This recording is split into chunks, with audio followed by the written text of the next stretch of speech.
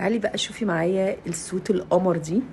سوت عجينه تركي، حلوه قوي، طريه قوي قوي، الخامه بجد تحفه. هحاول اوريها لكم عن قرب.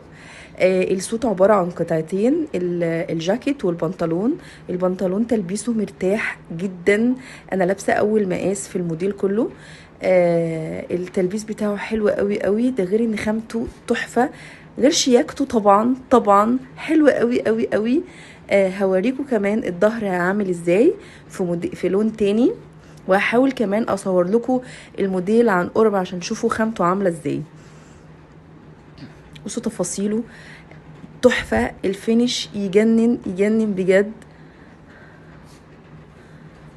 انا حابه اوريكم ظهر الجاكيت عامل ازاي بالشكل ده، وده من قدام،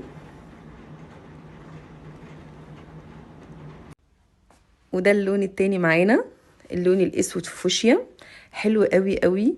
عايزه اقول لكم ان البنطلون بتاعه هاي ويست، قمر، حلو جدا.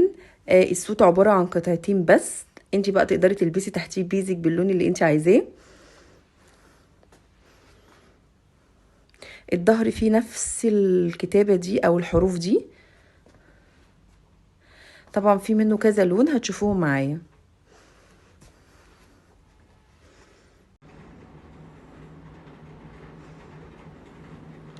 لون معانا اللون الاسود في بيج، تفاصيله يا جماعه حلوه قوي قوي، غير تلبيسه مرتاح جدا. الجاكيت فيه وسع جامد، وده اول مقاس كمان، والبنطلون وايد ليج نازل واسع. بصي شكل القمر، ونفس الموضوع هنا من تحت، حلو جدا. الفينش بتاعه تحفه زي ما انتم متعودين مننا.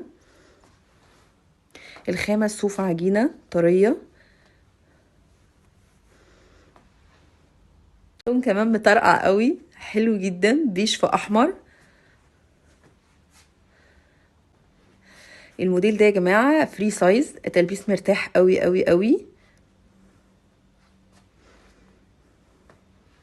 الخامة صوف عجينة طرية جدا جدا، مش الصوف بقى التقيل الواقف الناشف خالص. زي ما انتوا شايفين قد ايه هو طري، هو مريح جدا في اللبس. ده لون كمان، اللون الزيتي بيج. هتلاقوا كل لون من الالوان هتلاقي داخل معاها لون تاني. الزيتي بيج، الاسود في فوشيا، الرمادي في اورنج، البيج في احمر. فالوانه كلها تجنن. عايزه اكلمكم كمان على الموديل اكتر. الخامه صوف عجينه تركي، المقاس يلبس فري سايز لحد 100 كيلو، مرتاح جدا.